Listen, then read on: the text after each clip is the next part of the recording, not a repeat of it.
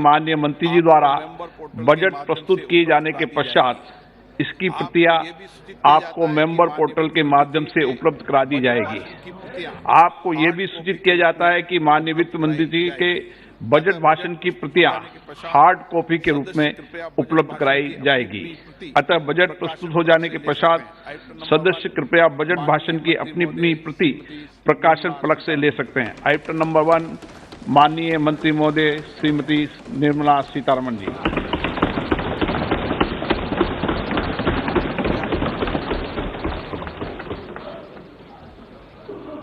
मंत्री जी आज digital budget पढ़ रही हैं। Honorable Speaker. Honorable Speaker.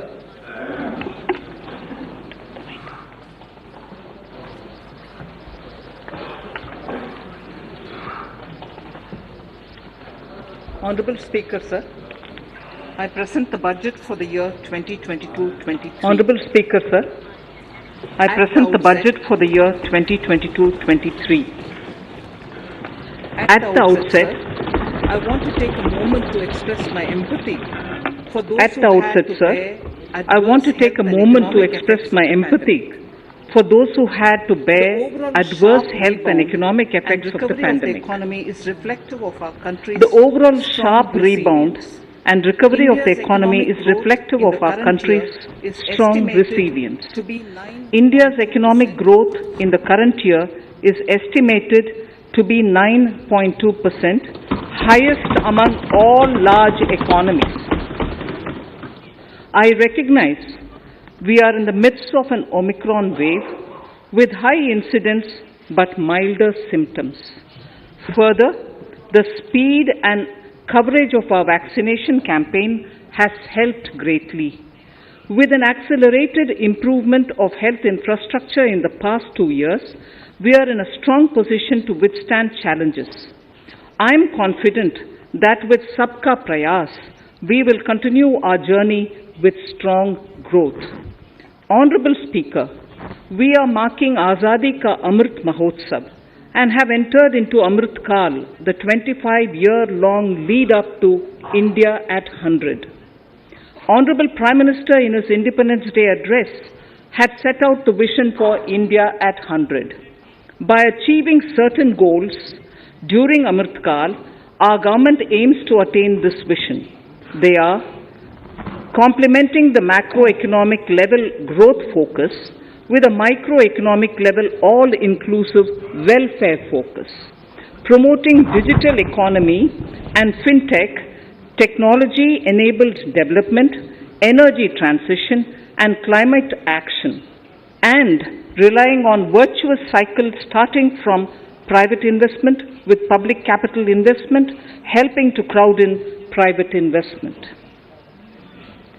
Since 2014, our government's focus has been on empowerment of citizens, especially the poor and the marginalized. Measures have included programs that have provided housing, electricity, cooking gas, and access to water. We also have programs for ensuring financial inclusion and direct benefit transfers. We are committed to strengthening the abilities of the poor to tap all opportunities.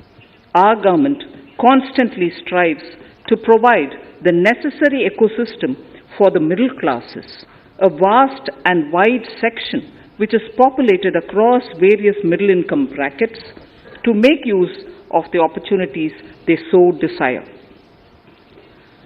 This budget seeks to lay the foundation and give a blueprint to steer the economy over Amrit Kal of the next 25 years, from India at 75 to India at 100. It continues to build on the vision drawn in the budget of 21-22. Its fundamental tenets, which included transparency of financial statement and fiscal position, reflect the government's intent, strengths, and challenges. This continues to guide us. The initiatives of the last year's budget have seen significant progress and have been provided with adequate allocations in this budget as well. The strengthening of health infrastructure, speedy implementation of the vaccination program, and the nationwide resilient response to the current wave of the pandemic are evident for all. The productivity-linked incentive in 14 sectors for achieving the vision of Atmanirbhar Bharat has received excellent response, with potential to create 60 lakh new jobs and an additional production of 30 lakh crore during next 5 years. Towards implementation of the new public sector enterprise policy, the strategic transfer of ownership of Air India has been completed. The strategic partner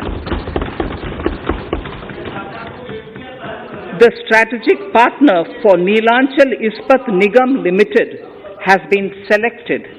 The public issue of the LIC is expected shortly.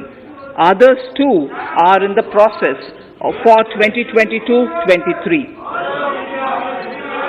The National Bank आपको पर्याप्त मौका पर्याप्त अवसर मिलेगा, बेटे बेटे टिप्पणी मत कीजिए.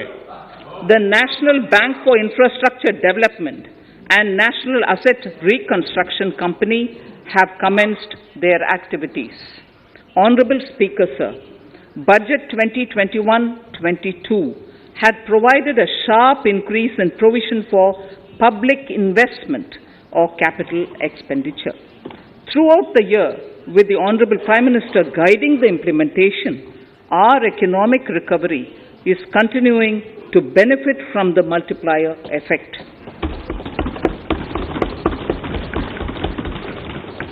This budget continues to provide impetus for growth.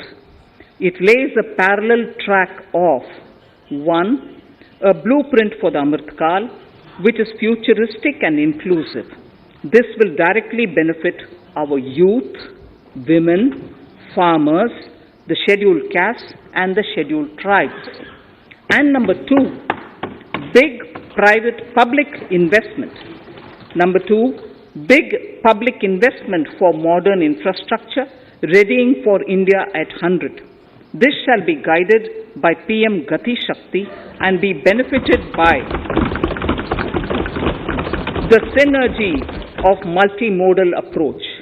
Moving forward on this parallel track, we lay the following 4 priorities: PM Gati Shakti, inclusive development, productivity enhancement and investment, sunrise opportunities, energy transition, and climate action, and 4, financing of investments.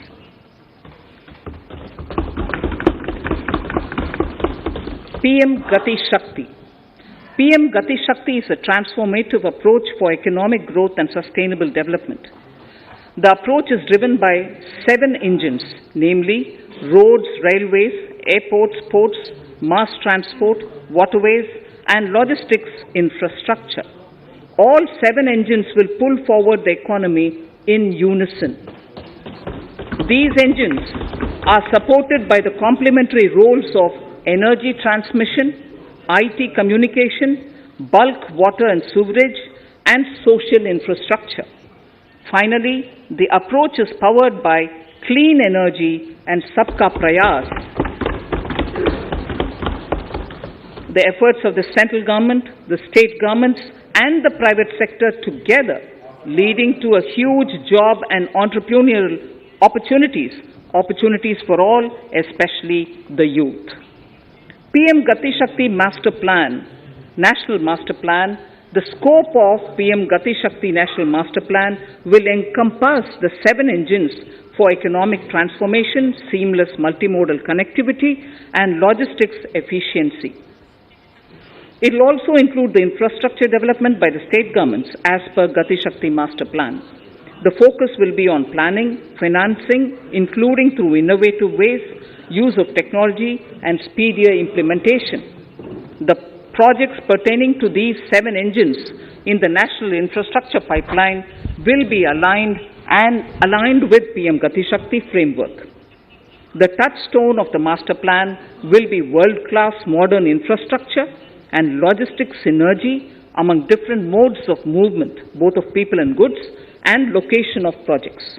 This will help raise the productivity and accelerate economic growth and development. Road transport. PM Gati Shakti Master Plan for expressways will be formulated in 22-23 to facilitate faster movement of people and goods. The National Highways network will be expanded by 25,000 kilometers in 2022-23. 20,000 crores of rupees will be mobilized through innovative ways of financing to complement the public resources. The data exchange among all mode operators will be brought on unified logistics interface platform, designed for application programming interface.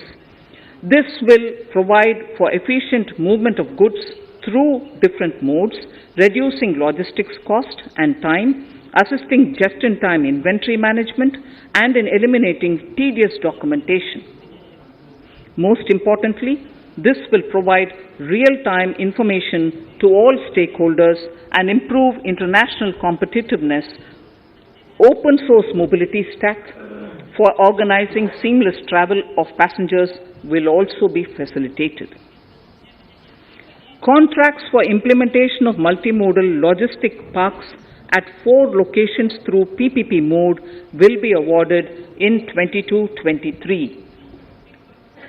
Railways will develop new products and efficient logistics services for small farmers and small and medium enterprises, besides taking the lead in integration of postal and railways network to provide seamless solutions for movement of parcels. One station, one product concept will be popularized to help local businesses and supply chains. As a part of Atmanirbhar Bharat, 2,000 kilometers of network will be brought under Kavach, the indigenous world-class technology for safety and capacity augmentation in 2022-23. 400 new generation Vande Bharat trains will better energy efficiency and passenger riding experience will be developed and manufactured during the next 3 years. 100 PM Gati Shakti cargo terminals for multimodal logistics facilities will be developed during the next 3 years. Innovative ways of financing and faster implementation will be encouraged for building metro systems of appropriate type at scale. Multimodal connectivity between mass urban transport and railway stations will be facilitated on priority. Design of metro systems, including civil structures, will be reoriented and standardized for Indian conditions and needs. Parvat Mala. As a preferred ecologically sustainable alternative to conventional roads in difficult hilly areas, National Ropeways Development Program will be taken up on PPP mode. The aim is to improve connectivity and convenience for commuters, besides promoting tourism. This may also cover congested urban areas where conventional mass transit system is not feasible. Contracts for 8 such ropeway projects for a length of 60 kilometers will be awarded in 22-23. With technical support from the Capacity Building Commission, central ministries, state governments, and their infra agencies will have their skills upgraded. This will ramp up capacity in planning, design, financing, including innovative ways, and implementation management of the PM Gati Shakti infrastructure projects. Inclusive development, our second priority. Agriculture. The procurement of wheat in Rabi 21-22 and the estimated procurement of paddy in Kharif 21-22 will cover 1,208 lakh metric tons of wheat and paddy from 163 lakh farmers, and 2.37 lakh crores will be the direct payment of MSP value to their accounts. Chemical-free natural farming will be promoted throughout the country, with a focus on farmers' lands in 5-kilometer wide corridors along the river Ganga at the first stage. 2023 has been announced as the International Year of Millets. Support will be provided for post-harvest value addition, enhancing domestic consumption, and for branding millet products nationally and internationally. To reduce our dependence on import of oil seeds, a rationalized and comprehensive scheme to increase domestic production of oil seeds will be implemented. For delivery of digital and high-tech services to farmers, with involvement of public sector research and extension institutions, along with private agri-tech players and stakeholders of agri-value chains, a scheme in PPP mode will be launched.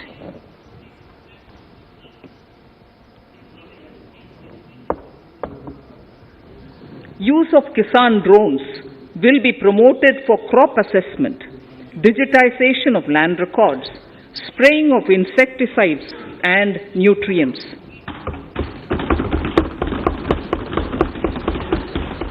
States will be encouraged to revise syllabi of agricultural universities to meet the needs of natural, zero budget, and organic farming, modern day agriculture, value addition, and management.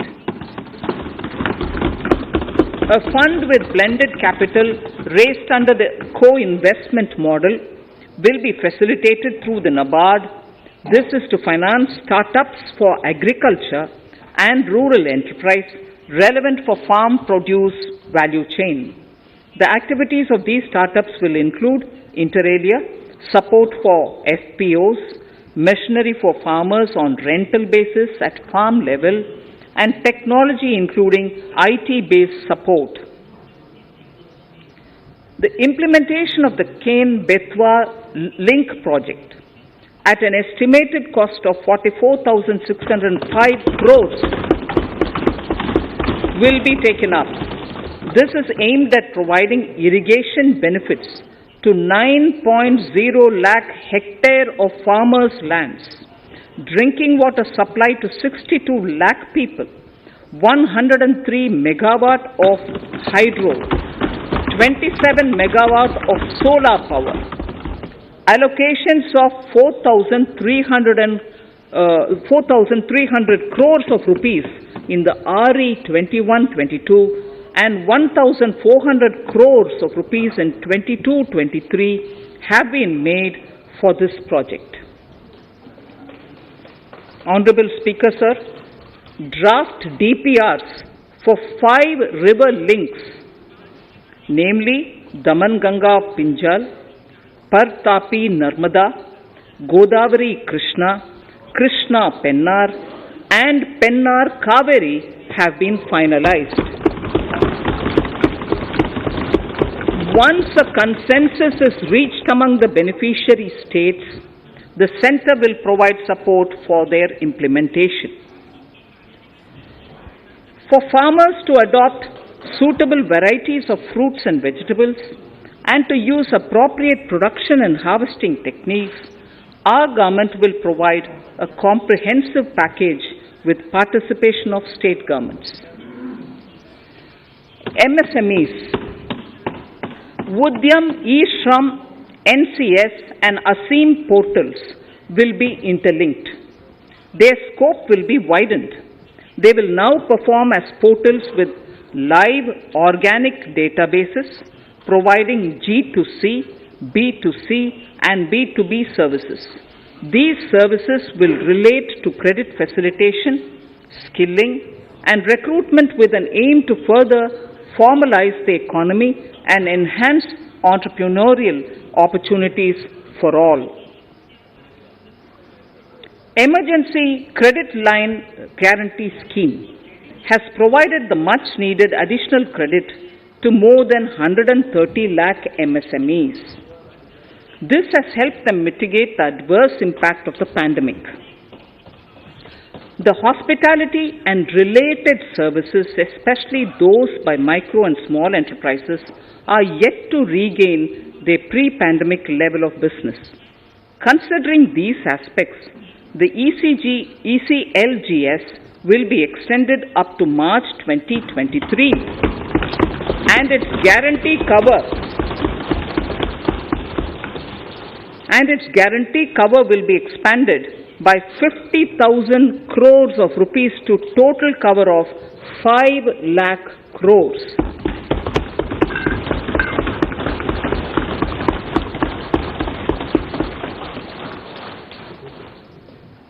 With the additional amount being earmarked exclusively for the hospitality and related sectors. Credit Guarantee Trust for Micro and Small Enterprises, CGTMSE, scheme will be revamped with required infusion of funds.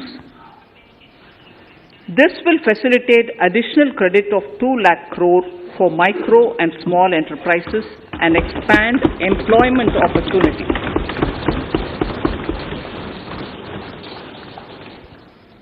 Raising and accelerating MSME performance, RAMP, program will with outlay of 6,000 crore over 5 years will be rolled out. This will help MSME sector become more resilient, competitive and efficient.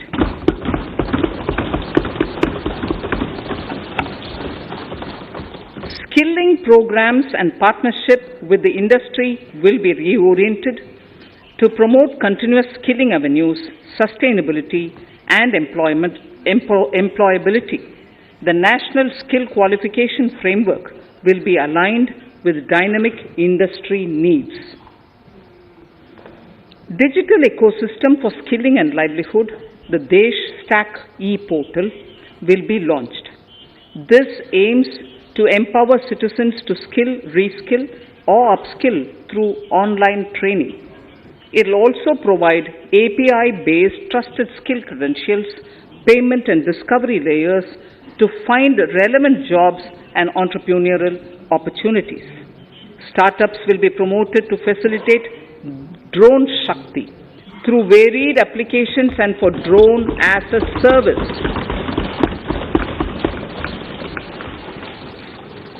In select ITIs in all states, the required courses for skilling will be started.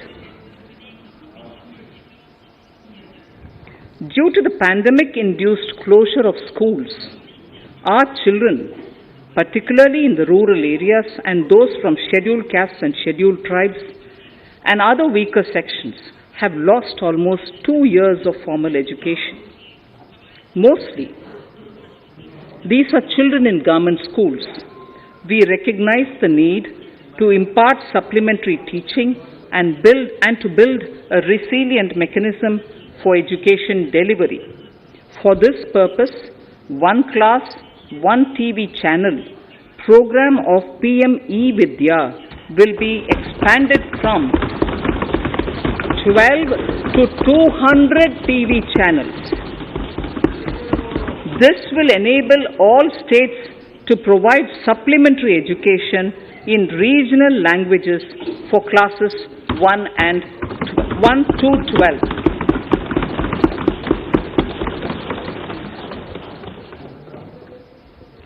High-quality e-content in all spoken languages will be developed for delivery via internet, mobile phones, TV, and through radio and through digital teachers. A competitive mechanism for development of quality e-content by the teachers will be set up to empower and equip them with digital tools of teaching and facilitate better learning outcomes. A digital university will be established to provide access to students across the country for world-class quality universal education with personalized learning experience at their doorsteps. This will be made available in different Indian languages and ICT formats. The university will be built on a networked hub and spoke model, with the hub building cutting-edge ICT expertise. The best public universities and institutions in the country will collaborate as a network of hub and spoke. An open platform for the national digital health ecosystem will be rolled out. It will consist of digital registries of health providers and health facilities, unique health identity, consent framework, and universal access to health facilities. The pandemic has accentuated mental health problems in people of all ages. To better the access to quality mental health counseling and care services, a national tele-mental health program will be launched. This will include a network of 23 tele-mental health centers of excellence, with NIMHANS being the nodal center, and International Institute of Information Technology, Bangalore, IIIT Bangalore, providing technology support. Recognizing the importance of Nari Shakti as a harbinger of our bright future and for women-led development, during the Amrit Kal, our government has comprehensively revamped the schemes of the Ministry of Women and Child Development. Accordingly, 3 schemes, namely Mission Shakti, Mission Vatsalya, Saksham Anganwadi and Poshan 2.0 were launched recently to provide integrated benefits to women and children. Saksham Anganwadis are a new generation Anganwadis that have better infrastructure and audio-visual aids, powered by clean energy and providing improved environment for early childhood development. 2 lakh Anganwadis will be upgraded under this scheme.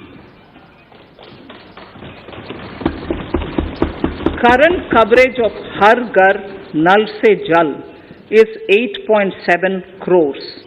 Of this, 5.5 crore households were provided tap water in last 2 years itself. Allocation of 60,000 crores of rupees has been made with an aim to cover 3.8 crore households in 2022 and 23. In 22-23, 80 lakh houses will be completed for the identified eligible beneficiaries of the PM Awas Yojana, both rural and urban. 48,000 crores is allotted for this purpose. The central government will work with the state governments for reduction of time required for all land and construction related approvals, for promoting affordable housing for middle class and for the economically weaker sections in urban areas. We shall also work with the financial sector regulators to expand access to capital along with reduction in cost of intermediaries.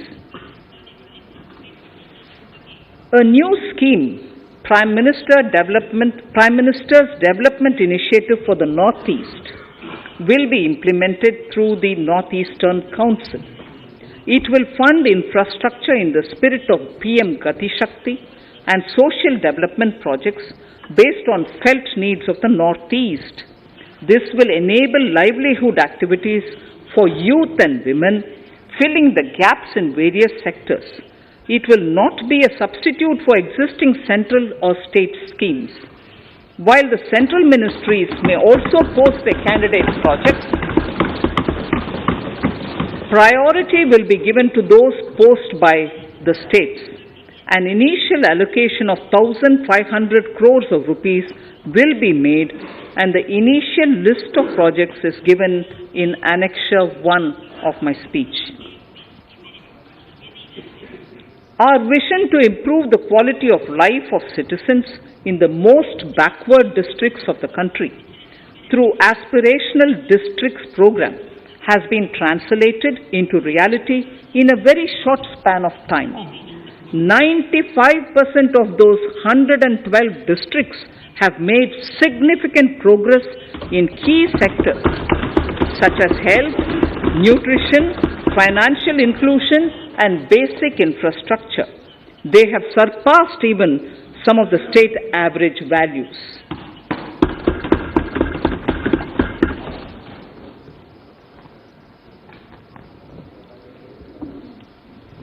However, in those districts, some blocks continue to lag. In 22-23, the program will focus on such blocks in those districts. Border villages with sparse population, limited connectivity, and infrastructure often get left out from the development gains. Such villages on the northern border will be covered under a new Vibrant Villages program. The activities will include construction of village infrastructure, housing, tourist centers, road connectivity, provisioning of decentralized renewable energy, direct-to-home access for Doordarshan and educational channels, and support for their livelihood generation. Additional funding for these activities will be provided. Existing schemes will be converged. We will define their outcomes and monitor them on a constant basis. In 2022, 100% of 1.5 lakh post offices will come on the core banking system, enabling financial inclusion and access to accounts through net banking, mobile banking, ATMs, and also provide online transfer of funds between post office accounts and bank accounts. This will be helpful especially for farmers and senior citizens in rural areas, enabling interoperability and financial inclusion. Honorable Speaker, sir, in recent years, digital banking, digital payments, and fintech innovations have grown at a rapid pace in the country. Government is continuously encouraging these sectors to ensure that the benefits of digital banking reach every nook and corner of the country in a consumer-friendly manner. Taking forward this agenda and to mark 75 years of our independence, it is proposed to set up 75 digital banking units in 75 districts of the country by scheduled commercial banks. The financial support for digital payment ecosystem announced in the previous budget will continue in 22-23 as well. This will encourage further adoption of digital payments. There will also be a focus to promote use of payment platforms that are economical and user-friendly. Sir, I move to the next priority. In recent years, over 25,000 compliances were reduced and nearly 1,500 union laws were repealed. This is the result of our government's strong commitment for minimum government and maximum governance. 1,486 union laws were repealed. Our trust in the public and ease of doing business is what is highlighted here, sir. For the Amrit Kal, the next phase of ease of doing business 2.0 and ease of living will be launched. In our endeavor to improve productive efficiency of capital and human resources, we will follow the idea of trust-based governance. The new phase will be guided by an active involvement of the states, digitization of manual processes and interventions, integration of the central and state level systems through IT bridges, a single point access for all citizen-centric services, and standardization and removal of overlapping compliances. Crowdsourcing of suggestions and ground-level assessment of the impact with active involvement of citizens and businesses will be encouraged. A single window portal Parivesh for all green clearances was launched in 2018. It has been instrumental in reducing the time required for approvals significantly. The scope of this portal will be expanded to provide information to the applicants based on location of units. Information about specific approvals will be provided. It will enable application for all 4 approvals through a single form and tracking of the process through Centralized Processing Center Green, CPC Green. E-passports. The issuance of e-passports using embedded chip and futuristic technology will be rolled out in 22-23 to enhance the convenience for the citizens in their overseas travel. By the time of India at 100, nearly half our population is likely to be living in urban areas. To prepare for this, orderly urban development is of critical importance. This will help realize the country's economic potential, including livelihood opportunities for the demographic dividend. For this, on the one hand, we need to nurture the megacities and their hinterlands to become current centers of economic growth. On the other, we need to facilitate Tier 2 and Tier 3 cities to take on the mantle in the future. This would require us to reimagine our cities into centers of sustainable living with opportunities for all, including women and our youth. For this to happen, urban planning cannot continue with a business as usual approach. We plan to steer a paradigm change. A high-level committee of reputed urban planners, urban economists, and institutions will be formed to make recommendations on urban sector policies, capacity building, planning, implementation, and governance. For urban capacity building, support will be provided to the states. Modernization of building bylaws, town planning schemes, transit-oriented development will be implemented. This will facilitate reforms for people to live and work closer to the mass transit systems. The central government's financial support for mass transit projects and Amrit scheme will be leveraged for formulation of action plans and their implementation for facilitating the TOD and TPS by the states.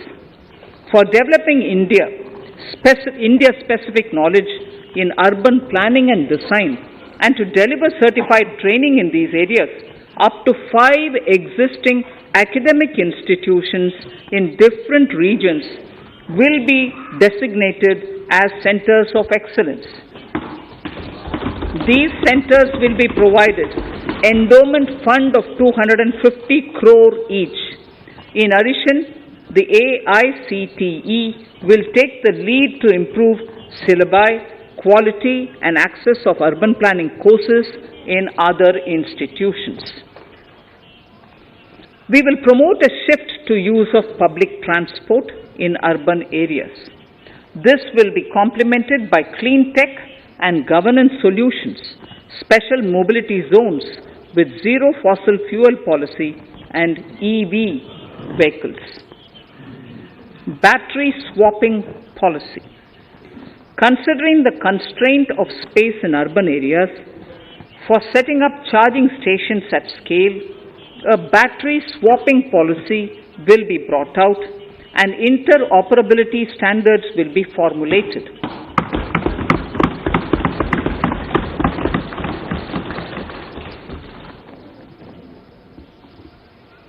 The private sector will be encouraged to develop sustainable and innovative business models for battery or energy as a service. This will improve efficiency in the EV ecosystem. Efficient use of land resources is a strong imperative. States will be encouraged to adopt unique land parcel identification number to facilitate IT-based management of records. The facility for transliteration of land records across any of the Schedule 8 languages will also be rolled out. The adoption of linkage with National Generic Document Registration System (NGDRS) with the One Nation, One Registration software will be promoted as an option for uniform process of registration and anywhere registration of deeds and documents. Necessary amendments in the code IBC will be carried out to enhance the efficiency of the resolution process and facilitate cross-border insolvency resolution. Accelerated corporate exit. Several IT-based systems have been established for accelerated registration of new companies. Now the Center for Processing Accelerated Corporate Exit, CPACE, will process re-engineering, will be established to facilitate and speed up the voluntary winding up of these companies from the currently required 2 years to less than 6 months. Government procurement. Government rules have recently been modernized for the needs of Amritkal. The new rules have benefited from the inputs from various stakeholders. The modernized rules allow use of transparent quality criteria besides cost and evaluation of complex tenders. Provisions have been made for payment of 75% of running bills mandatorily within 10 days and for encouraging settlements of disputes through conciliation. As a further step to enhance transparency and to reduce delays in payments, a completely paperless, end-to-end online e-bill system will be launched for use by all central ministries for their procurements. The system will enable the suppliers and contractors to submit online their digitally signed bills and claims and track their status from anywhere. To reduce indirect cost for suppliers and work contractors, the use of surety bonds as a substitute for bank guarantee will be made acceptable in government procurements. Business such as gold imports may also find this useful. IRDAI, insurance regulator, has given the framework for issue of surety bonds by insurance companies. AVGC Promotion Task Force. The animation, visual effects, gaming and comic, the AVGC sector, offers immense potential to employ youth. An AVGC Promotion Task Force with all stakeholders will be set up to recommend ways to realize this and build domestic capacity for serving our markets and the global demand. Telecom sector. Telecommunications in general and 5G technology in particular can enable growth and offer job opportunities. Required spectrum auctions will be conducted in 2022 to facilitate rollout of 5G mobile services within 2022-23 by private telecom providers. A scheme for design-led manufacturing will be launched to build a strong ecosystem for 5G as part of the production-linked incentive scheme. To enable affordable broadband and mobile service proliferation in rural and remote areas, 5% of annual collections under the Universal Service Obligation Fund will be allocated. This will promote R&D and commercialization of technologies and solutions. Our vision is that all villages and their residents should have the same access to e-services, communication facilities, and digital resources as urban areas and their residents. The contracts for laying optical fiber in all villages, including remote areas, will be awarded under the BharatNet project through PPP in 22 and 23. Completion is expected in 2025. Measures will be taken to enable better and more efficient use of the optical fiber. Export promotion.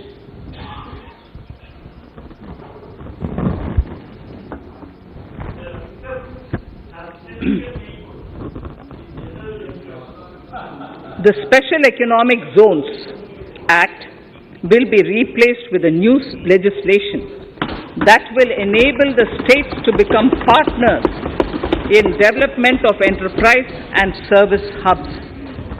This will cover all large existing and new industrial enclaves to optimally utilize available infrastructure and enhance competitiveness of exports.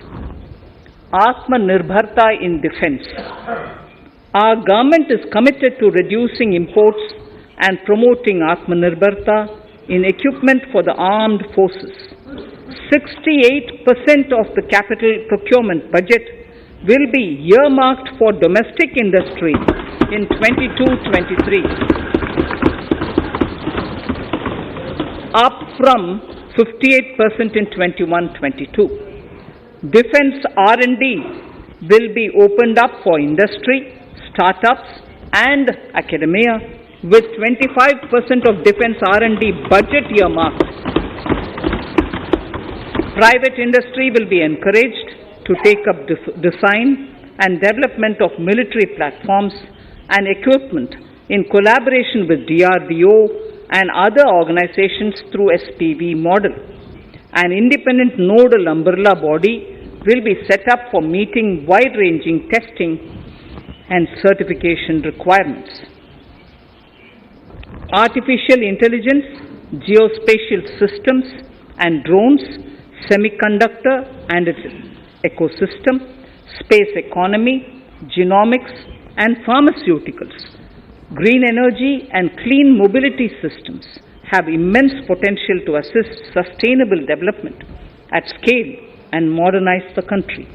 They provide employment opportunities for our youth and make Indian industry more efficient and competitive. Supportive policies, light touch regulations, facilitative actions to build domestic capacities and promotion of research and development will guide the government's approach.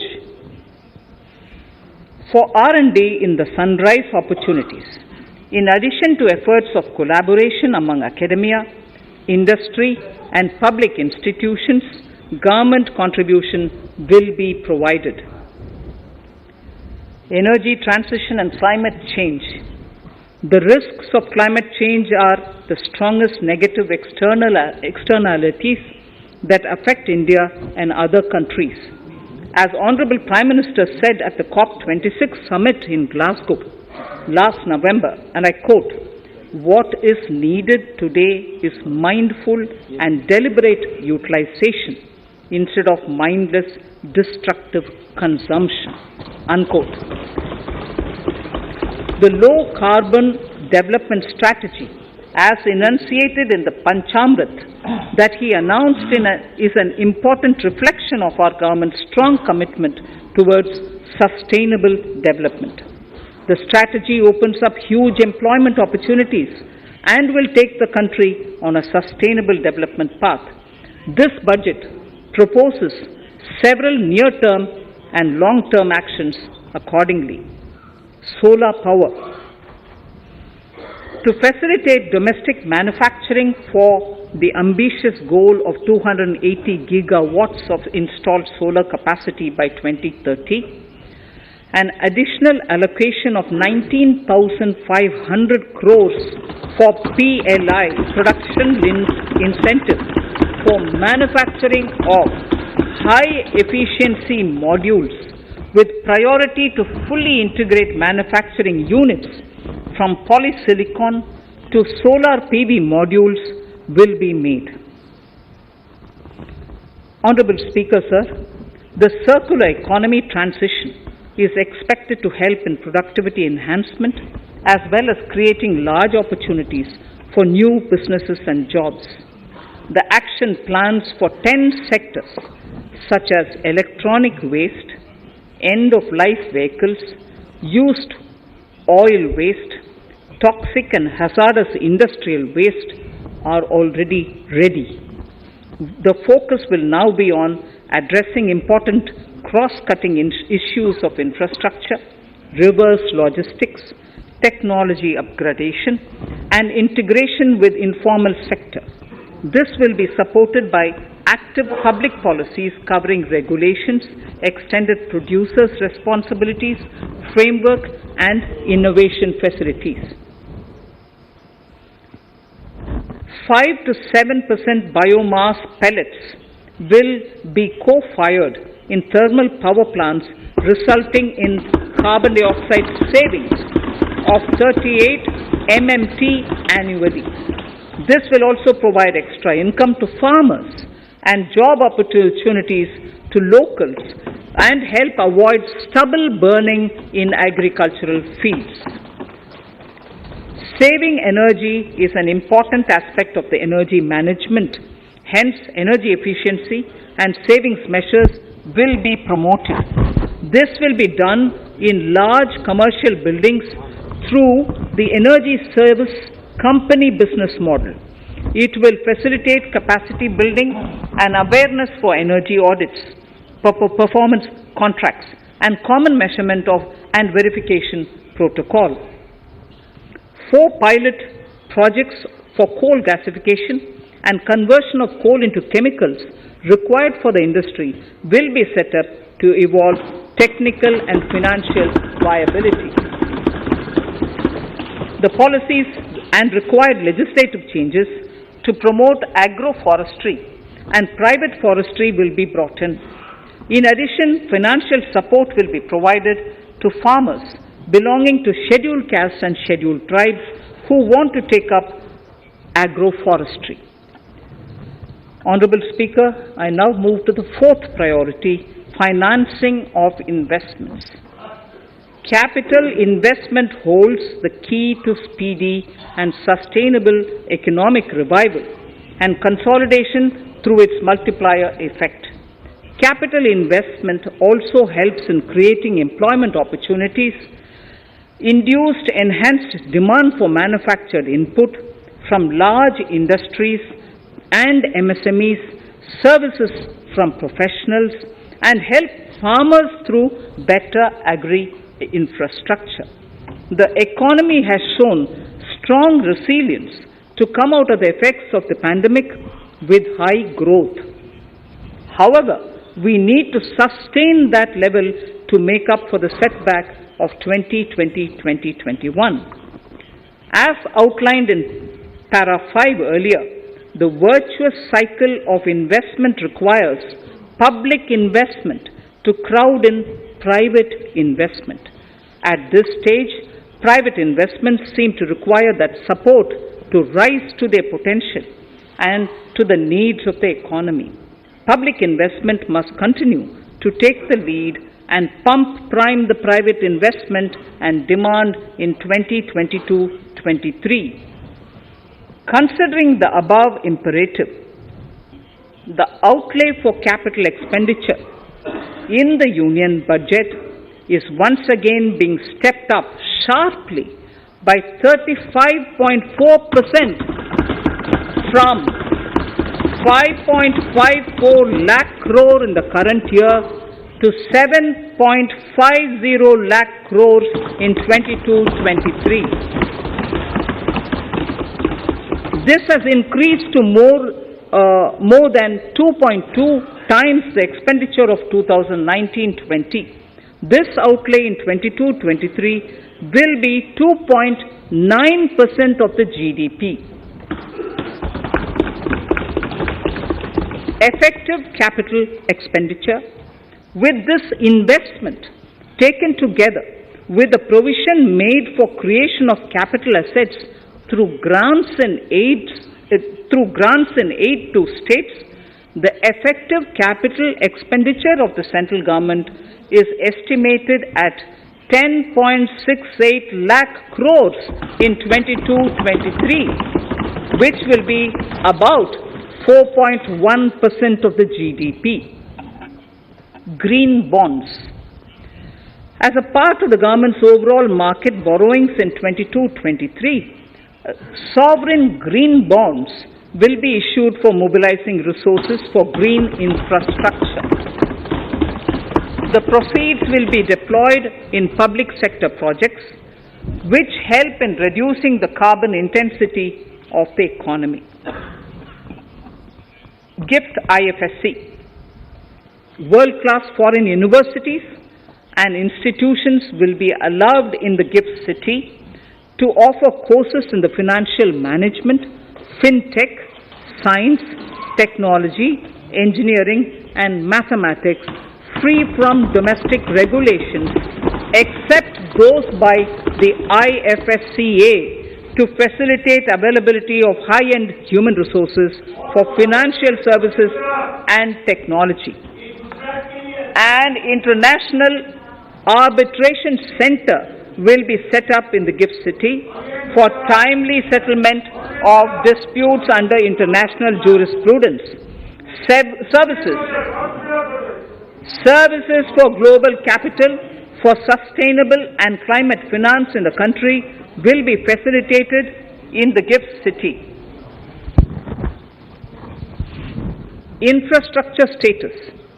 Data centers and energy storage systems, including dense charging infrastructure and grid-scale battery systems, will be included in the harmonized list of infrastructure. This will facilitate credit availability for digital infrastructure and clean energy storage.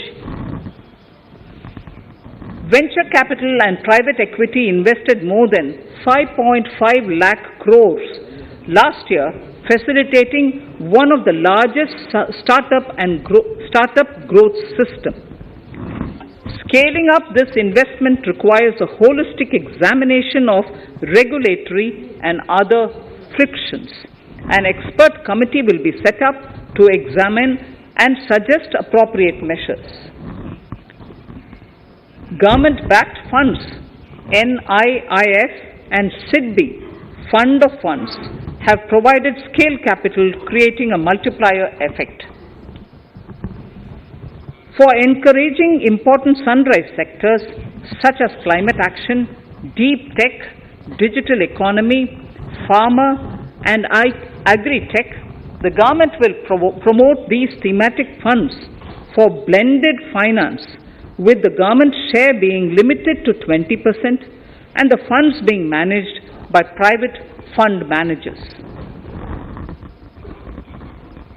For financing the infrastructure needs, the stepping up of public investment will need to be complemented by private capital at a significant scale. Measures will be taken to enhance financial viability of projects, including PPP, with technical and knowledge assistance from multilateral agencies. Enhancing financial viability shall also be obtained by adopting global best practices, innovative ways of financing, and balanced risk allocation. Digital rupee.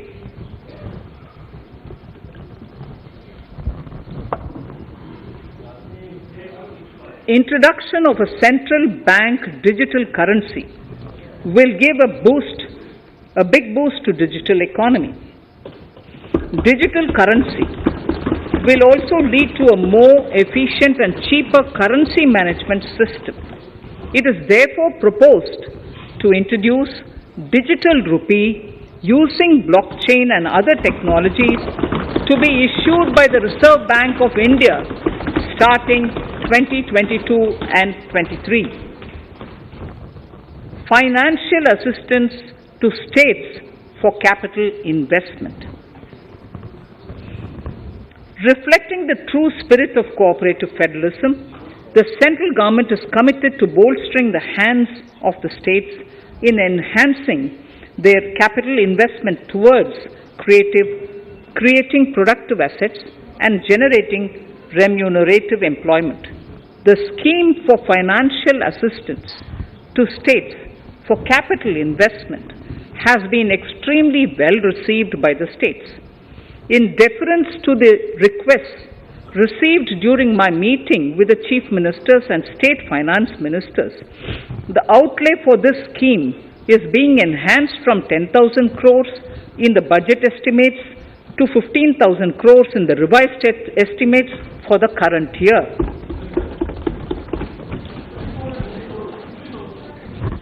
For 22-23,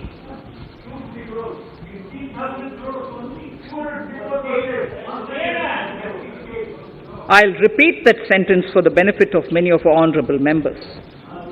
In deference to the requests received during my meeting with chief ministers and state finance ministers, the outlay for this scheme is being enhanced from 10,000 crores in the BE to 15,000 crores, 15,000 crores in the RE of the current year. For 22-23, the allocation is 1 lakh crore to assist the states in catalyzing the overall investments in the economy. These 50-year interest-free loans are over and above the normal borrowings allowed to the states,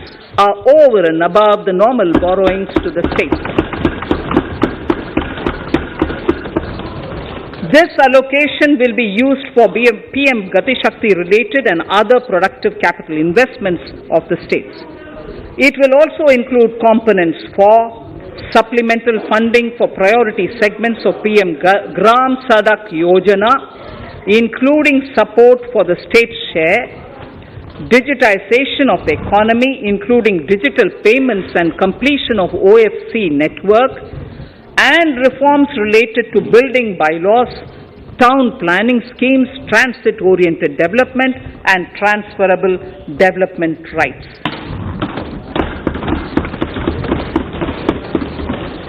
In 22-23, in accordance with the recommendations of the 15th Finance Commission, the states will be allowed a fiscal deficit of 4% of the GSDP, of which 0.5% will be tied to power sector reforms, for which the conditions have already been communicated in 21-22. Fiscal management. As against a total expenditure of 34.83 lakh crores of rupees projected in the BE 21-22, the revised estimate is 37.70 lakh crores. The revised estimate of capital expenditure is 6.3 lakh crores of rupees. This includes an amount of 51,971 crores towards settlement of outstanding guaranteed liabilities of Air India and its other sundry commitments. Coming to the budget estimates, Honorable Speaker, sir, the total expenditure in 22-23 is estimated at 39.45 lakh crores, while the total receipts other than borrowings are estimated at 22.84 lakh crores of rupees.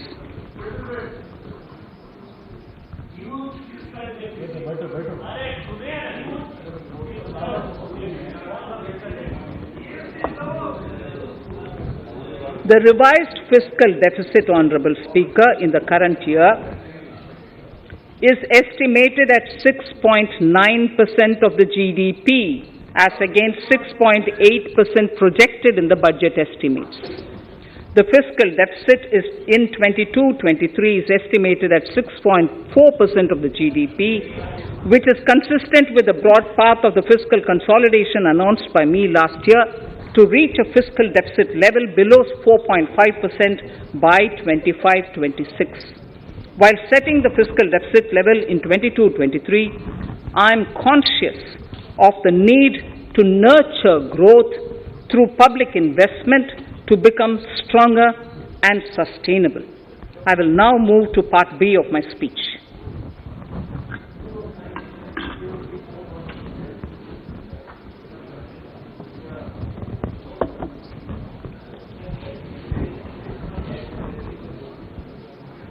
Direct tax. Honorable Speaker, sir, I take this opportunity to thank all the taxpayers of our country who have contributed immensely and strengthened the hands of the government in helping their fellow citizens in this hour of need. So I have brought in a little verse from the Mahabharata. I won't spend more time reading because I would like the speech to get enough time. However, the substance of it is the king must make arrangements for yoga kshema, which is the welfare of the populace, by way of abandoning any laxity and by governing the state in line with dharma, along with collecting taxes which are in consonance with dharma. This is Mahabharata Shanti Parva Adhyaya, Shloka 11 from 72. Drawing wisdom from our ancient texts, we continue on the path to progress. The proposals in this budget, while continuing with our declared policy of stable and predictable tax regime, intend to bring more reforms that will take ahead our vision to establish a trustworthy tax regime. This will further simplify the tax system, promote voluntary compliance by taxpayers, and reduce litigation. Introducing new updated return. India is growing at an accelerated pace and people are undertaking multiple financial transactions. The Income Tax Department has established a robust framework of reporting of taxpayers' transactions. In this context, some taxpayers may realize that they have committed omissions or mistakes in correctly estimating their income for tax payment. To provide an opportunity to correct such errors, I am proposing a new provision permitting taxpayers to file an updated return on payment of additional tax. This updated return can be filed within 2 years from the end of the relevant assessment year.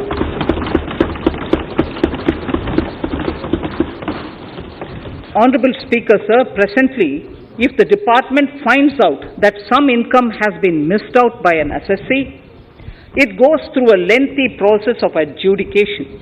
Instead, with this proposal now, there will be a trust repost in the taxpayers that will enable the assessee herself to declare the income that she may have missed out earlier while filing her return. Full details of the proposal are given in the finance bill. It is an affirmative step in the direction of voluntary compliance.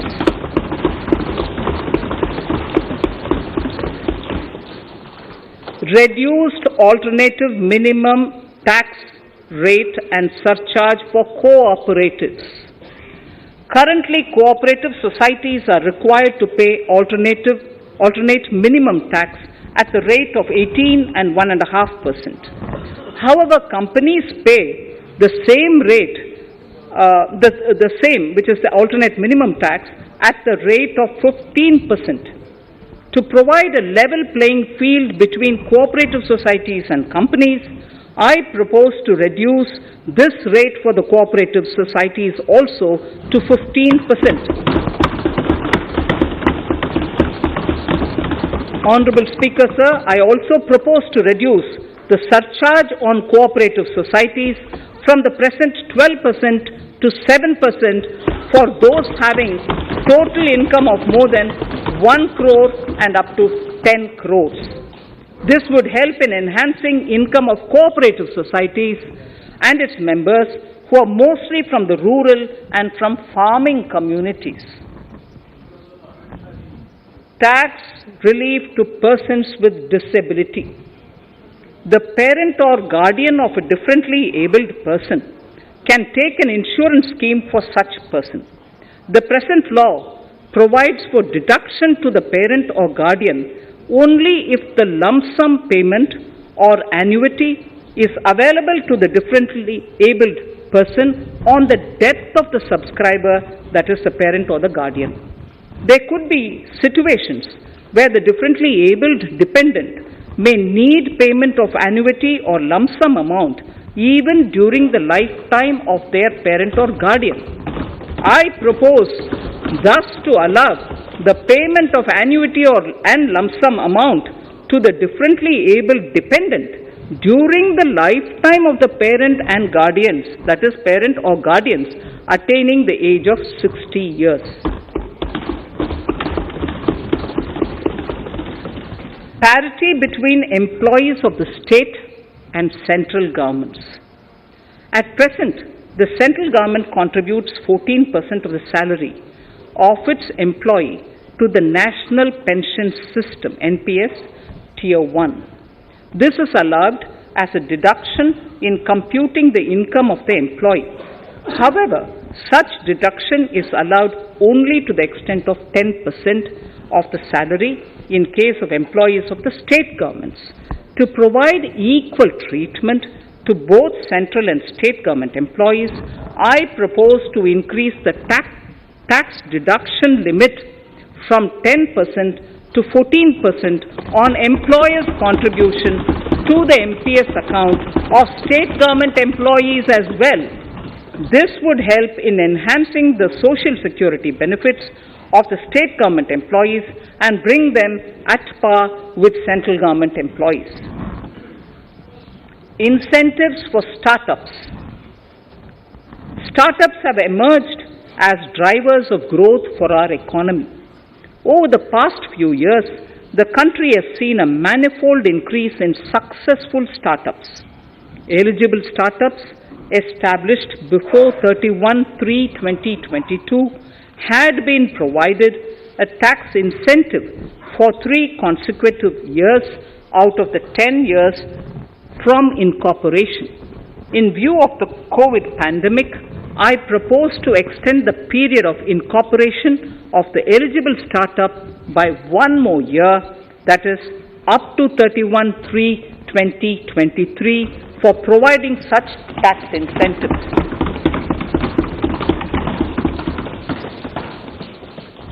Incentives for newly incorporated manufacturing entities under concessional tax regime. In an effort to establish a global competitive business environment for certain domestic companies, a concessional tax regime of 15% was introduced by our government for newly incorporated domestic manufacturing companies. I propose to extend the last date for commencement of manufacturing or production under Section 115B AB by 1 more year, that is from 31st March 2023 to 31st March 2024.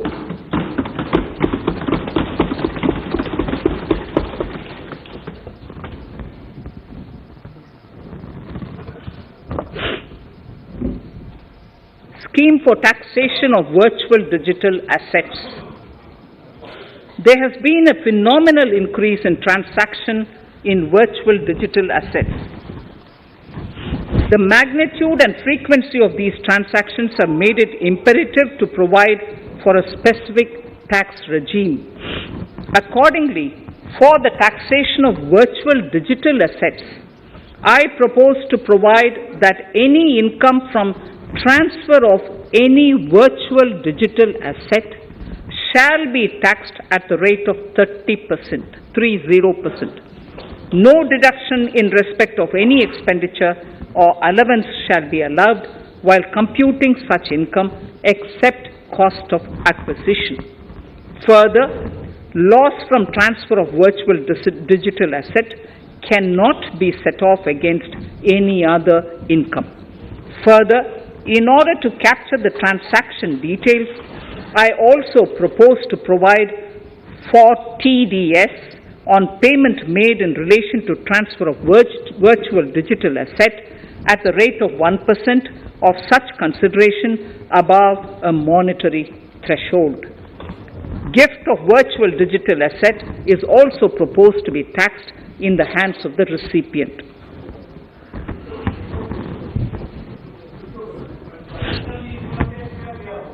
litigation management to avoid repetitive appeals by the department.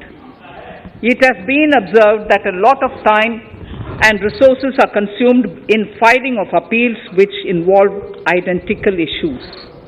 Taking forward our policy of sound litigation management, I propose to provide that if a question of law in the case of an assessee is identical to a question of law which is pending in the appeal before a jurisdictional high court or Supreme Court, in any case, the filing of further appeal in the case of this assessee by the department shall be deferred till such a question of law is decided by the jurisdictional high court or the Supreme Court. This will greatly help in reducing the repeated litigation between taxpayer and the department.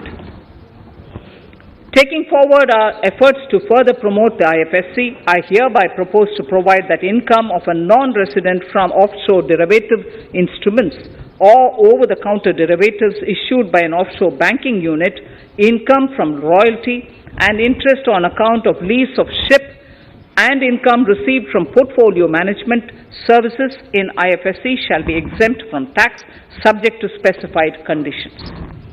Rationalization of surcharge. In the globalized business world, there are several work contracts whose terms and conditions mandatorily require formation of a consortium. The members in the consortium are generally companies. In such cases, the income of these AOPs has to suffer a graded surcharge up to 37%, which is a lot more than surcharge on the individual companies. Accordingly, I propose to cap the surcharge of these AOPs at 15%. Further, the long-term capital gains on listed equity shares, units, etc., are liable to maximum surcharge of 15%, while other long-term capital gains are subjected to a graded surcharge which goes up to 37%. I propose to cap the surcharge on long-term capital gains arising on transfer of any type of assets at 15%. This step will give a boost to startup community, and along with my proposal on the extended tax benefits to manufacturing companies and startups, reaffirms our commitment to Atmanirbhar Bharat. Clarification in relation to health and education cess as business expenditure. The income tax is not an allowable expenditure for computation of business income. This includes tax as well as surcharges. The health and education cess is imposed as an additional surcharge on the taxpayer for funding specific government welfare programs. However, some courts have allowed health and education cess as business expenditure, which is against the legislative intent. To reiterate the legislative intent, I propose to clarify that any surcharge or cess on income and profits is not allowable as business expenditure. Deterrence against tax evasion. Honorable Speaker, sir, presently there is ambiguity regarding set-off of brought forward loss against undisclosed income detected in search operations.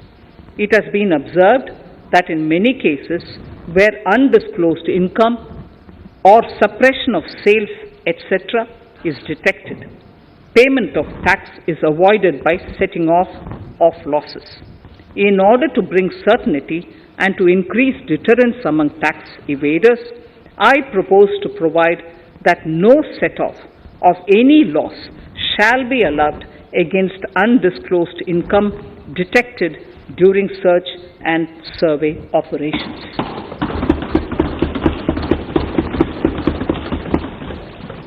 It has been noticed that as a business promotion strategy, there is a tendency on businesses to pass on benefits to their agents.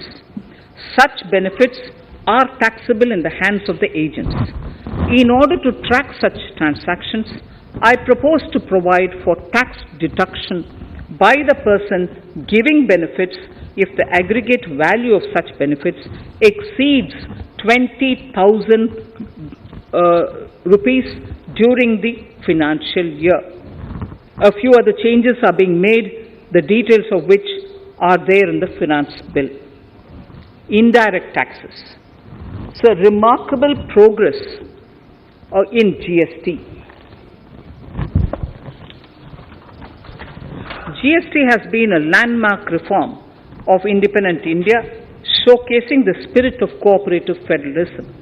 While aspirations were high, there were huge challenges too. These challenges were overcome deftly and painstakingly under the guidance and the oversight of the GST Council. We can now take pride in a fully IT-driven and progressive GST regime that has fulfilled the cherished dream of India as one market, one tax. There are still some challenges remaining, and we aspire to meet them in the coming year. The right balance between facilitation and enforcement has engendered significantly better compliance, and enforcement has engendered better compliance. GST revenues are buoyant despite the pandemic.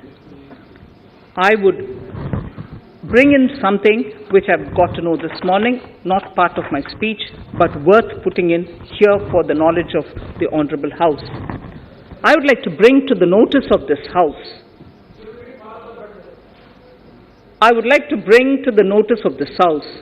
That the gross GST collections for the month of January 22 are rupees 1,40,986 crores,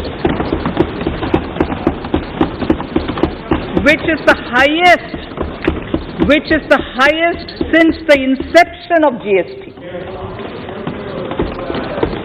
This has been possible due to rapid economic growth, recovery, post-COVID.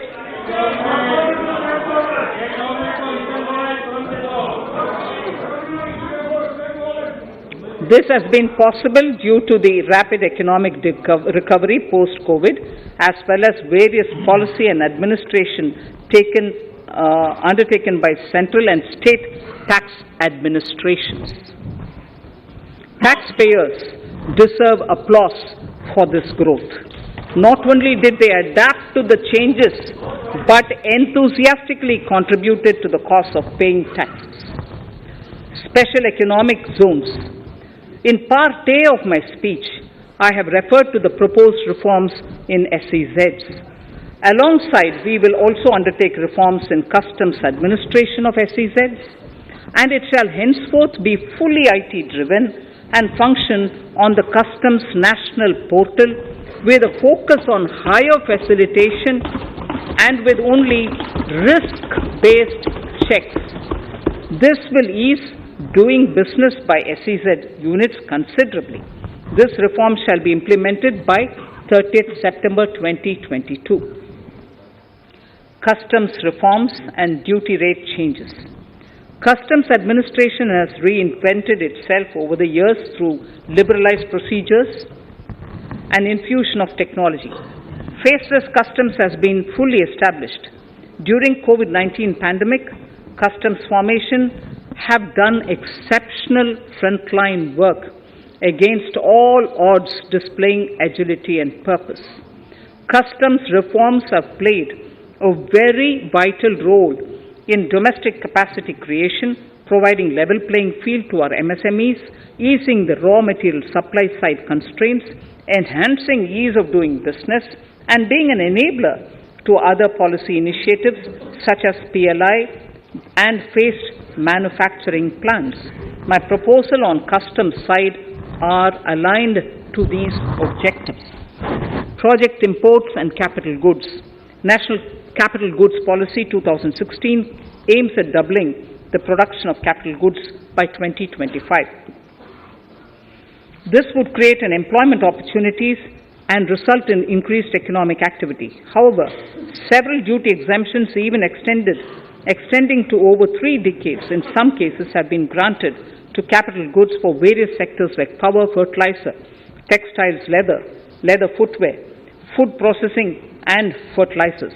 These exemptions have hindered the growth of the domestic capital goods sector.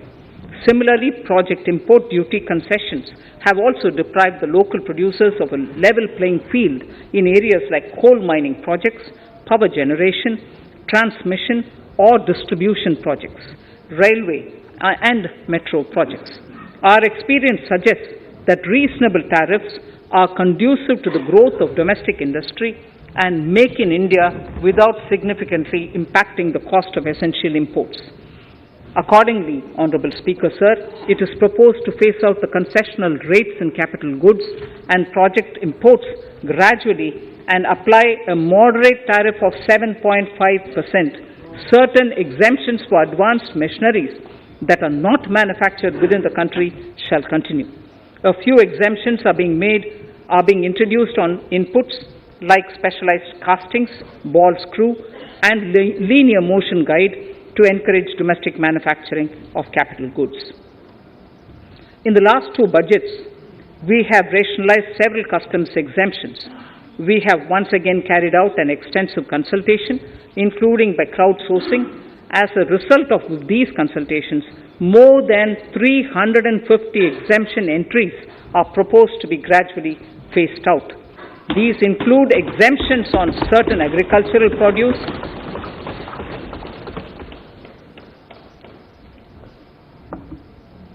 chemicals, fabrics, medical devices and drugs, and medicines for which sufficient domestic capacity exists.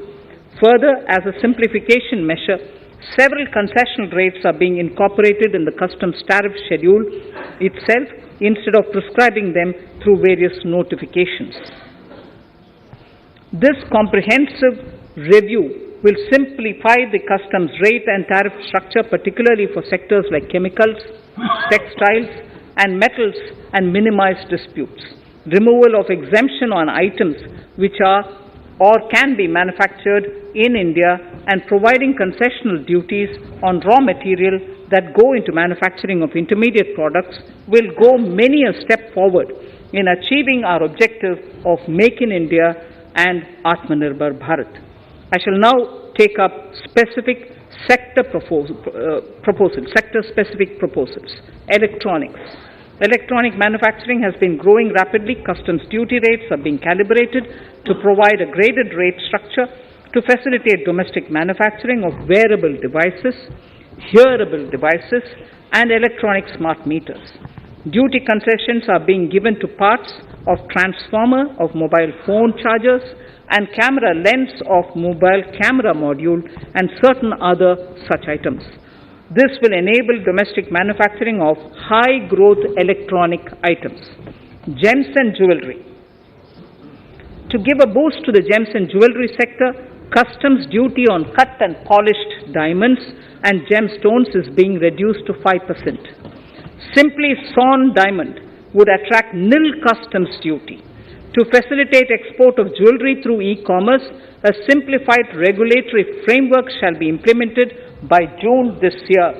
To disincentivize import of undervalued imitation jewelry, the customs duty on imitation jewelry is being prescribed in a manner that a duty of at least 400 rupees per kg is paid on its import. Chemicals. Customs duty on certain critical chemicals, namely methanol, acetic acid, and heavy feedstocks for petroleum refining are being reduced, while duty is being raised on sodium cyanide, for which adequate capacity in the domestic arena exists. These changes will help in enhancing domestic value addition. MSMEs. Duty on umbrellas is being raised to 20%. Exemption to parts of umbrellas is being withdrawn. Exemption is also being rationalized on implements and tools for agricultural sector which are manufactured in India. Customs duty exemption given to steel scrap last year is being extended for another year to provide relief to MSME secondary steel producers. Certain anti-dumping and CVD on stainless steel and coated steel flat products, bars of alloy steel and high-speed steel are being revoked in larger public interest considering prevailing high prices of metals. To incentivize exports, exemptions are being provided on items such as embellishment, trimmings, fasteners, buttons, zipper, lining material, specified leather, furniture fittings, and packaging boxes that may be needed by bona fide exporters of handicrafts, textiles, leather garments, leather footwear, and other goods. Honorable Speaker, sir, duty is being reduced on certain inputs required for shrimp aquaculture so as to promote its exports. Tariff measure to encourage blending of fuel. Blending of fuel is a priority for this government. To encourage the efforts for blending of fuel, unblended fuel shall attract an additional differential excise duty of rupees 2 per litre from first day of October 22. A few other changes are being made in duty rates, customs, tariff and customs law, the details of which are there in the finance bill. Mr. Speaker, sir, with these words, I commend the budget to this august House. Thank you. Item number 2, Srimati Nirmala Sitharaman ji.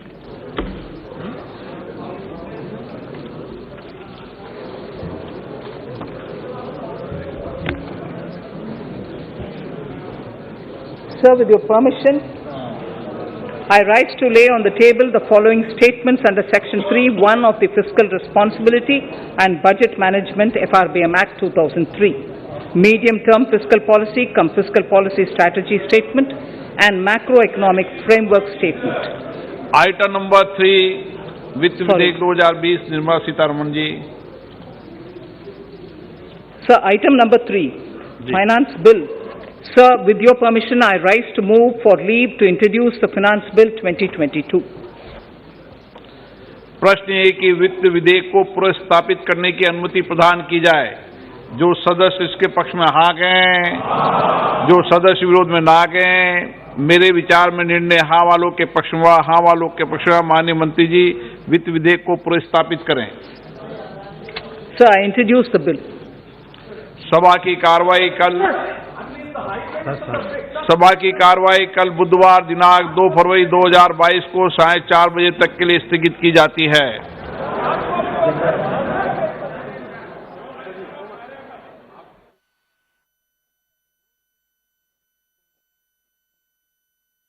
जो budget है वो अब संसद के पटल पर रखा जा चुका है और कितना बड़ा ये बजट है हम आपको बताएंगे। करीब करीब 40 लाख करोड़ रुपए खर्च होंगे देश के विकास पर और कहां कहां फोकस है वो हम आपको बताने की कोशिश करेंगे। ये जो बजट है नए भारत की नींव रखता है। जिस तरह से वित्त मंत्री ने स्पष्ट तौर पर कहा कि ये जो अमृत काल चल रहा है, 75 साल आजादी के हो चुके हैं और अब हम 75 से 100 साल का ये जो 25 साल का सफर है उसकी एक नींव रखता हुआ ये जो बजट है वो किस तरह से बुनियादी ढांचे पर फोकस करता है। आगे जाते हुए जो कोरोना की चुनौतियां हैं, क्या उससे निपटने में ये जो बजट है वो कुछ बड़े फायदे पहुंचाता है देश को, हम आपको बताने की कोशिश करेंगे और समझाने की कोशिश करेंगे कि ये जो पैसे खर्च होंगे वो किस जगह पर खर्च होंगे और कौन कौन सी बड़ी प्राथमिकताएं हैं देश की। तो सबसे बड़ी बात जो सभी लोग ये सोच रहे थे कि क्या टैक्सेशन में कोई बदलाव होगा, आपको बताएं कि ये टैक्स की जो पॉलिसीज हैं उनको लगातार एक निरंतरता देने के लिए, एक सरलीकरण के लिए, एक प्रेडिक्टेबल टैक्स रिजीम के लिए वित्त मंत्री ने स्पष्ट तौर पर यह कहा कोई भी परिवर्तन नहीं होगा। जो पहले टैक्स की रेट्स थी वो आम आदमी के लिए टैक्स स्लैब्स वही रहेंगी। इसलिए आपको बहुत बड़ी जो बात है ये समझने की बात है कि कोई नया जो टैक्स है वो देश पर नहीं लगाया गया है। आप समझें कि ये बजट की दिशा है क्या। इतनी बड़ी मुश्किल में फिस्कल डेफिसिट को बरकरार रखना, फिस्कल डिसिप्लिन को बरकरार रखना, ये बहुत ही इंपॉर्टेंट है।